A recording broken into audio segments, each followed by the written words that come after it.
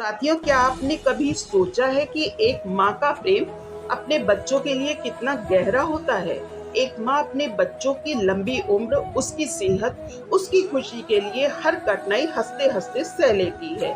ठीक वैसा ही एक व्रत है जीवित पुत्रिका व्रत या जीतिया व्रत, या जिसे महिलाएं जूतिया के नाम से जानती है, जिसे विशेष रूप से बिहार, झारखंड, उत्तर प्रदेश और नेपाल की महिलाएं रखती हैं। इस व्रत को रखने का अर्थ होता है निर्जला उपवास, यानी पूरे दिन बिना अन्न जल ग्रहण किए माँ अपने बच्चे की दीर्घायु और सुरक्षा की कामना करती है।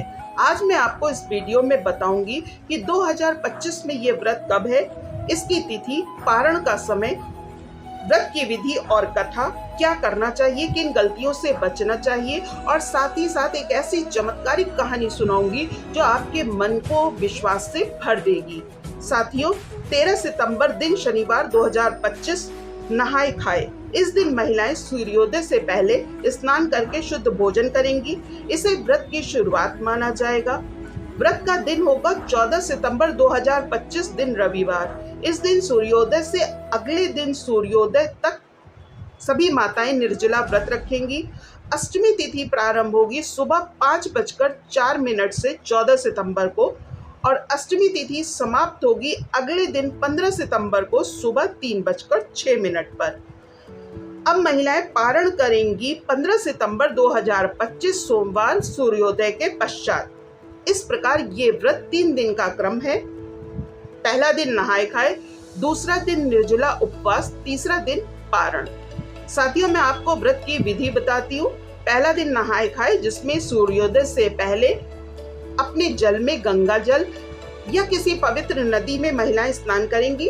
फिर शुद्ध भोजन पकाएंगी। इस भोजन में प्याज लहसुन वर्जित होगा। इस दिन खाने को एक बार का शुद्ध भोजन कहा जाता है। दूसरा दिन उनका व्रत का दिन होगा। इस दिन महिलाएं बिल्कुल भी भोजन या पानी ग्रहण नहीं करेंगी। सुबह नहाने के बाद व्रती महिलाएं मिट्टी से बनी छोटी छोटी प्रतिमाएं जीमूत वाहन और गरुड़ की बनाती हैं, जिसकी पूजा करती हैं। उनके सामने दीप जलाती हैं। लाल धागे से हाथ में रक्षा सूत्र बांधा जाता है। व्रती महिलाएं जीमूत वाहन की कथा सुनती हैं। तीसरा दिन पारण का दिन होगा। सूर्योदय के बाद पारण किया जाएगा, लेकिन पारण करने से पहले तुलसी जी को जल जरूर अर्पित करेंगी। उसके बाद फलहार और फिर सामान्य भोजन करेंगी। साथियों, मैं आपको जीवित पुत्र का व्रत की कथा सुनाती हूँ, जिसके अद्भुत लाभ है। बहुत समय पहले की बात है कि गंधर्वराज जीमूत वाहन अपने पिता की आज्ञा से संन्यास लेकर जंगलों में रहने लगे। एक दिन उन्होंने देखा कि एक नाग परिवार अपने बेटे को रोते हुए विदा कर रहा है। कारण था कि गरुड़ प्रतिदिन एक नाग की बलि लेता था। जीमूत वाहन को ये देखकर करुणा आई। उन्होंने नागपुत्र को बचाने का निश्चय किया। वो स्वयं उसकी जगह लेट गए और बोले, गरुड़ आकर मुझे खा ले, लेकिन नागपुत्र को छोड़ दे।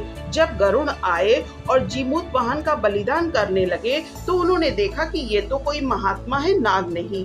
उनकी करुणा और त्याग देखकर के गरुड़ प्रसन्न हो गए और वचन दे दिया कि वो अब कभी नागों को नहीं खाएंगे। तब से जीमूत वाहन को जीवन दाता माना गया और माताएं उनके नाम से व्रत रखने लगी। ये व्रत बच्चों की रक्षा और लंबी आयु का प्रतीक बन गया। साथियों, मैं आपको वो चमत्कारिक कहानी सुनाती हूँ जिसे सुनकर आपको इस व्रत पर अटूट विश्वास हो जाएगा। ये घटना बिहार के एक गांव की है। एक माँ जिसका बेटा गंभीर बीमारी से जूझ रहा था। डॉक्टरों ने उम्मीद छोड़ दी थी, लेकिन उसकी माँ ने पूरे श्रद्धा भाव से जीवित पुत्र का व्रत का संकल्प लिया। निराजल रहकर पूरे दिन इस व्रत को किया। व्रत को करते ही लड़के की हालत सुधरने लगी। डॉक्टर भी हैरान हो गए कि जिस बच्चे को वो बचने की उम्मीद ही नहीं मान रहे थे, वो धीरे धीरे ठीक होने लगा। गांव के लोग कहने लगे कि ये जीवित पुत्र का व्रत का चमत्कार है। इस घटना ने पूरे इलाके में इस व्रत के प्रति विश्वास और आस्था को मजबूत कर दिया। लेकिन इस व्रत के नियम और सावधानियां क्या हैं, वो ध्यान से जरूर सुनिएगा। पहला, व्रत के दिन जल और भोजन का त्याग तो करना ही है। दूसरा, व्रत के दौरान झूठ, छल, कपट, क्रोध और चुगली से दूर रहना है। तीसरा, भगवान जीमूत वाहन की कथा सुने बिना आपका व्रत अधूरा माना जाएगा। चौथा, गर्भवती महिलाएं या बीमार महिलाएं डॉक्टर की सलाह लेकर के व्रत रखेंगी। पांचवा, व्रत तोड़ते समय शुद्ध और सात्विक भोजन ही ग्रहण करिएगा। अब मैं आपको बताती हूँ कि जीवित पुत्रिका व्रत का लाभ क्या मिलेगा आपको।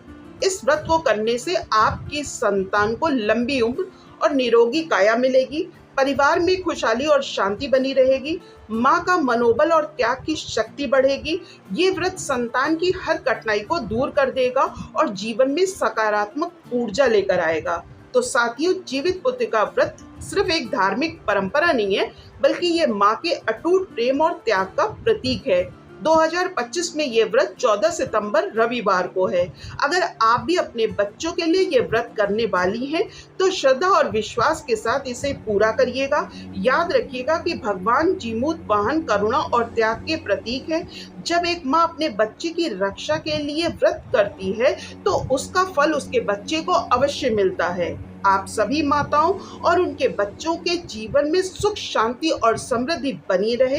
अगर आपको ये जानकारी अच्छी लगी हो तो वीडियो को लाइक, शेयर और चैनल को सब्सक्राइब करना कतई मत भूलिएगा और कमेंट में लिखिएगा मेरे बच्चे की लंबी आयु हो। इसी के साथ साथियों, मैं जल्दी मिलती हूँ एक नए उद्देश्यपूर्ण वीडियो के साथ। तब तक आप सभी का बहुत बहुत आभार। हर हर महादेव। जय जय श्री राम।